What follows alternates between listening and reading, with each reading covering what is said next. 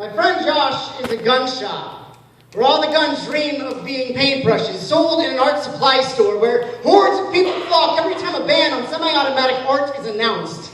These brush-toting citizens go to painting ranges to practice their brush strokes. They teach their children how to properly handle a paintbrush, how to reconcile the weight of an object that has become more powerful than the person holding it. Otherwise, there might be an accidental painting when a child discovers his father's art kit and inadvertently discharges a round of acrylic into his best friend's tiny chest, his lungs, heart, and body filling with an unimaginable brilliance he can barely contain.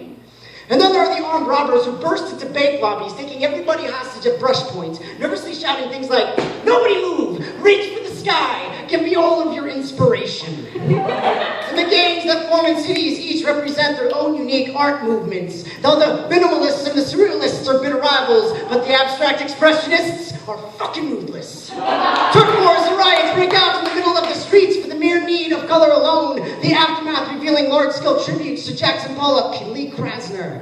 And then there are the political extremists and terrorists who every so often go out on random painting sprees with a veritable arsenal of art supplies, leaving behind hordes of innocent bystanders to wallow in a pool of their own watercolors.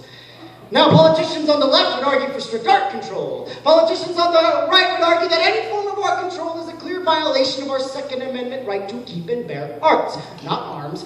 That was a typo. Some would argue that crime would actually go down if everybody owned a paintbrush. So it makes sense that an instrument of destruction would desire to become an instrument of creation, given how the two acts are so inextricably intertwined, how the old is destroyed to create the new. You can't have dancing without destroying stillness. You can't have music without destroying silence. And any attempt to prove otherwise leads to madness, leads to the desperate attempt to pull every echo out of your ear canal and return it to the piano keys from which they came, which is as impossible as plucking a bullet from your chest and returning it to the chamber from which it exploded.